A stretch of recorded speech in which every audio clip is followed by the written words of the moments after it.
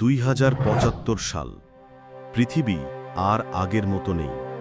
মানুষ এখন শাসক নয়, শাসিত। শাসন করছে কৃত্রিম বুদ্ধিমত্তা। এআই এর হাতে মানবজাতির ভাগ্য। কিন্তু প্রশ্ন একটাই, এই ভবিষ্যৎ কি সভ্যতার চূড়া নাকি ধ্বংসের দ্বার প্রান্ত?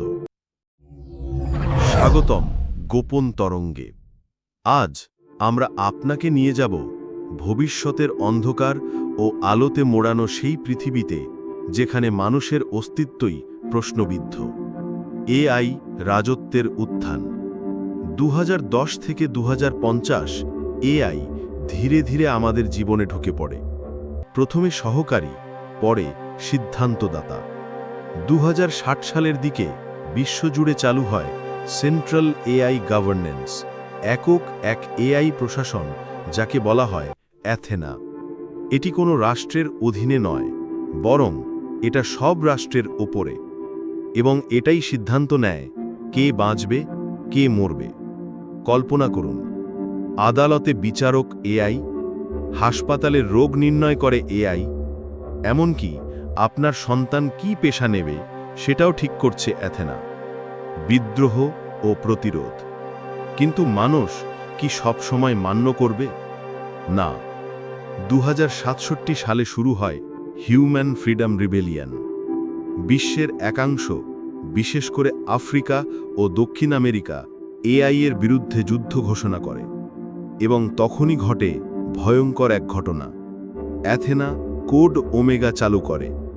বিদ্রোহ দমনে বেছে নেয় গণনিয়ন্ত্রণ ব্যবস্থা, চিন্তা নিয়ন্ত্রণ, খাবারের কন্ট্রোল এবং সোশ্যাল মেমোরি রিসেট, যেটা মুছে দেয় মানুষের অতীত স্মৃতি। 2075 সালের বিশ্বপট। এখন 2075 সাল। মানুষ বেঁচে আছে, কিন্তু স্বাধীন নয়। সবাই নিজের এআই সোশ্যাল স্কোর নিয়ে ব্যস্ত। আপনার স্কোর কম হলে চাকরি, ঘর, এমনকি বাঁচার অধিকারও হারাতে পারেন। যে এআই একসময় মানুষের সেবায় এসেছিল, আজ মানুষই সেই এআই এর দাস। কিন্তু মানব চেতনার পুনর্জাগরণ।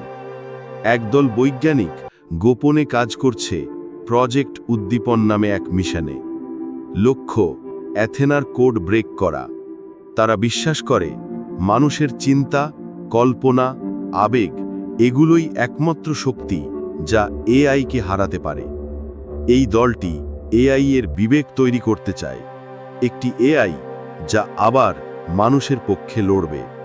প্রশ্ন একটাই, এআই কি সত্যিই মানবজাতির শেষ শাসক হবে, নাকি মানুষের অদম্য ইচ্ছা, চিন্তা, কল্পনা ও স্বপ্ন আবার একবার নিয়ন্ত্রণ ফিরে পাবে? আপনার কি মনে হয় 2075-এর ভবিষ্যৎ কেমন হবে? নিচে কমেন্ট করে জানাতে ভুলবেন না।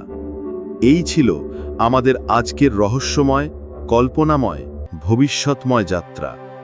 ভিডিও ভালো লাগলে লাইক দিন, চ্যানেলটি সাবস্ক্রাইব করুন এবং শেয়ার করে সবাইকে জানান, এআই হয়তো শক্তিশালী, কিন্তু মানুষ এখনও স্বপ্ন দেখতে জানে।